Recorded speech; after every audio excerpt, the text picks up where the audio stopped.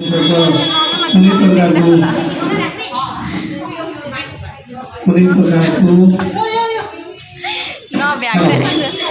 Duty गरेको अवस्था nail cut गर्नु पनि पाएन भ्लग गर्नु सजिलो भएछ हजुर चाहिन्छ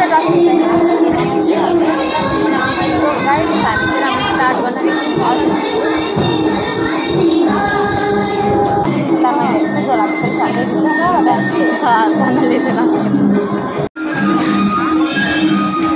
भन्न के पनि बोल्दैन भ्लगरहरू भन्छ दादा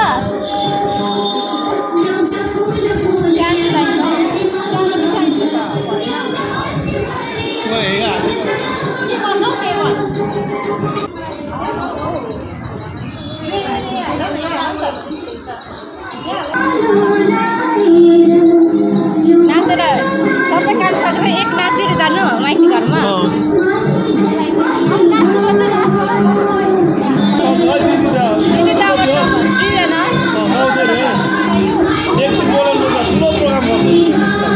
अहिले कलकत्ता गएको छ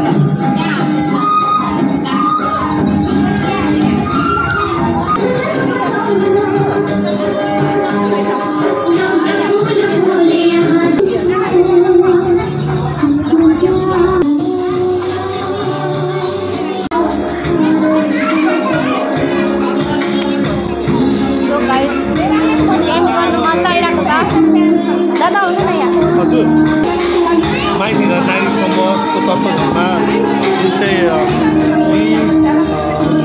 चिकित्सा शिविर राखेको थियो त्यसमा हाम्रो सहयोगलाई हात बढाएर भन्दा माइती घरको सहयोगलाई हात बढाएर हाम्रो यहाँ के अरे सुश्री बहिनी अनि हाम्रो यहाँ के अरे अभिलाषा बहिनी दुईजना आएर हामीलाई एकदमै राम्रो प्रकारले सहयोग गर्यो आज बिहानदेखि आएर उहाँहरूले जुन चाहिँ प्रकारको हामीलाई भन्दा मेरो विशेषको माइती घर नारी समूहलाई जुन प्रकारको सहयोग देख्छ यो सहयोग चाहिँ हाम्रो लागि एकदमै सराहनीय छ उहाँहरूको लागि यति आज उहाँहरूको सहयोग होस् उपरवालाको पनि सहयोग हो आज वातावरण पनि हाम्रो अलिकति शीतल वातावरण छ त्यति साह्रो उयो छैन अनि हाम्रो यहाँ मेडिकल क्याम्पमा पेसेन्टहरूको निकै भिड पनि भयो त्यस्तो भिडमा पनि हाम्रो बहिनीहरूले यस्तो प्रकारको सहयोग गरिरहेको छ जुन सहयोग चाहिँ हामी के भन्नुपर्ने एकदमै हाम्रो लागि सराहनीय छ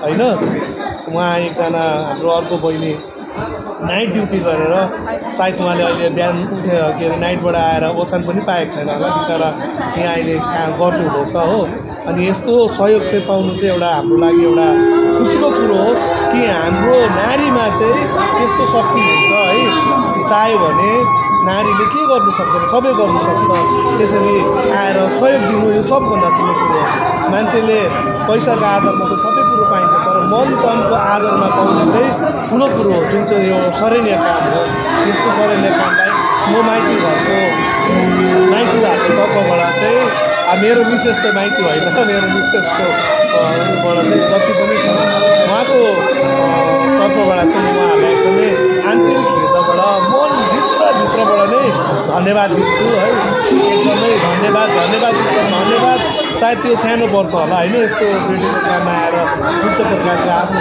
सहयोग दिनु यो चाहिँ अब धन्यवाद पनि पात्र होइन हो त्यसलाई धन्यवाद दिएर चाहिँ म शेष गर्नु चाहिँ चाहन्छु धन्यवाद तपाईँलाई पनि धेरै हो साथी हो है आज एकदम क्याम्प दादाहरूले यहाँ माइती घर है सबैजना अर्गनाइज गर्नुभएको थियो है एकदम राम्रोसँगले नै जाँदैछ सबैजना पेसेन्ट आउनुभयो है एकदम ग्यादरिङ पनि थियो है हामीलाई पनि इन्जोय गऱ्यो है राम्रो लाग्यो है हामीलाई पनि यसरी इन्भाइट आउँदा हामीलाई पनि केही सहयोग गर्दा सोसियल वर्क गर्दाखेरि चाहिँ अब हामीलाई पनि धेरै खुसी लाग्छ है यसरी नै बोलाइदिनु होला म भन्दा मेरो श्रीमती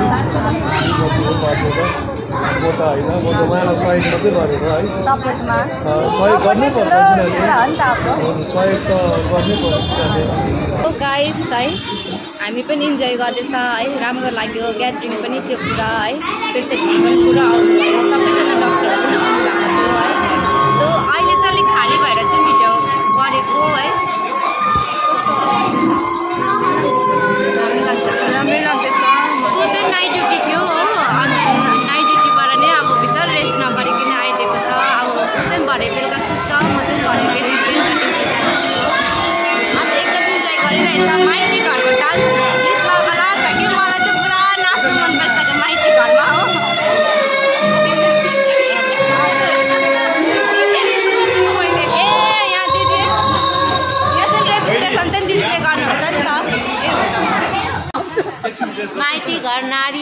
टिमको तर्फबाट नव वर्षको हार्दिक शुभकामना हजुरहरू सबैलाई।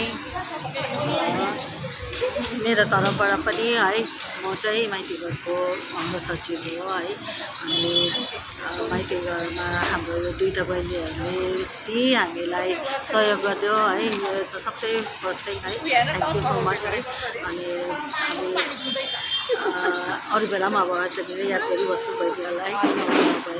अब काम जसले जान्छ उसैलाई दिनुपर्छ नर्सले यति मजाले अब तिमीहरूले यो कामना गर्यो। हामी त्यहाँ बस्ने जग्गा हो भने हामीले कहाँ कहाँ के गर्थ्यौँ होला होइन। एउटा यो चाहिँ एकदमै इम्पोर्टेन्ट कुरा हो। अन्त आफ्नो काम तिमीहरूले यति बखुबी निभाइदियौ यहाँनिर है। स्वास्थ्य शिविर भनेर अब एउटा है यो फर्स्ट टाइमै थियो हाम्रो लागि माइतीको लागि पनि एउटा मेडिकल क्याम्प है। त्यसको लागि चाहिँ अब हामीलाई डक्टरदेखि लिएर अब हाम्रो दुई बहिनीहरूले पनि हामीलाई है, हामीले दुई बहिनी त्यही चाहिँ हामीलाई अब सहयोग गरेकोमा अब यसरी यो चिज अब लाइक हामीले भन्छौँ नि अब के भन्छ यो सेवा है एक्चुअली सोसियल वर्क अब यो त हामी के तर अब सांस्कृतिक हो त्यो त हामी गरि नै रहन्थ्यौँ हो। तर अब यो सेवा भाव अलग्गै हुँदो रहेछ। अब मान्छेहरूले हामी धन्यवाद मेडिकल फिल्ड अब है गर्दाखेरि मेडिकल सबैलाई भन्यो यस्तो यस्तो भन्दाखेरि मान्छेहरूले अरे एकदमै राम्रो भन्दाखेरि यो कुरालाई क्या अब राम्रो लाग्यो क्या। मान्छेहरूले अब दुवाई दिएर जाँदाखेरि चाहिँ झन् खुसी हुँदो रहेछ क्या है। अब अझै नै हामी पनि अब गर्ने चेष्टा पनि गर्दैछौँ। त्यही हो गाइस, आजको भिडियो कार्यक्रम यस्तै थियो, मजाले सक्यो है। माइती घरको अब टिमलाई होइन धेरै धेरै धन्यवाद दिन्छु है, सम्झेर यसरी बोलाइदिनु भयो होइन। अन्त हामीले पनि हामीले पनि अब मौका पाएँ यसरी सोसियल वर्कमा काम गर्नु है। मलाई त एकदमै मनपर्छ सोसियल वर्क गर्नु। त्यो यो होइन कि अब नर्स मात्रै भएर पनि होइन अब तर म अब त्यसै पनि म सोसियल वर्क गर्छु। कतिजना बिमारीलाई थाहा हुँदैन के हो कसरी के गर्नु इन्फर्मेसन दिनु है, म आफै पनि गएर गर्छु होइन। अब यसरी दिदीहरूले क्याम्प राख्नु भएको थियो है, आज इन्भाइट गर्नुभयो, धेरै खुसी लागिरहेछ। आफूले पनि यसरी अब जानेको कामहरू है यसरी अब गर्दाखेरि धेरै खुसी लागिरहेछ हो। धेरै धेरै धन्यवाद दिन चाहन्छु दिदीलाई। सो गाइस सबै कामहरू सक्यो अहिले है। अहिले चाहिँ यहाँ दिदीहरूले हामीलाई खाना खानु लानु भएको छ। अर्को पालि पनि यसरी नै है हाम्रो संस्थामा आएर हामीले यसरी नै सहयोग गर्नुपर्छ। हजुर तिमीहरूलाई धेरै धन्यवाद। सो गाइस हामीले चाहिँ क्याम्प सकेर पनि है अहिले चाहिँ यहाँ खाना खानु रेस्टुरेन्ट यहाँ दिदीले ल्याउनु भएको छ है। यहाँ चाहिँ कहाँ भन्दाखेरि चाहिँ वीर जवानको अपोजिटमा चाहिँ अहिले नयाँ रेस्टुरेन्ट खोल्नु भएको छ है। द लिटर डम्पलिङ हाउस है वीर जवानको अपोजिटमा छ। तपाईँहरू आएर पनि भिजिट गरिदिनु सक्नुहुन्छ होला।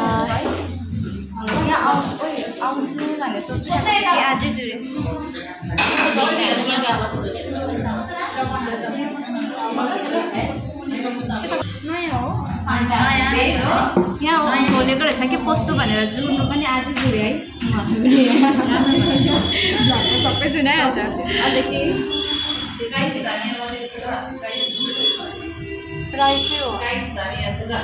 गाइस दिदीहरू चाहिँ उहाँमै ब्याक साइडमा हुनु। गाइस भनेको चाहिँ मैले पनि बोल्छौ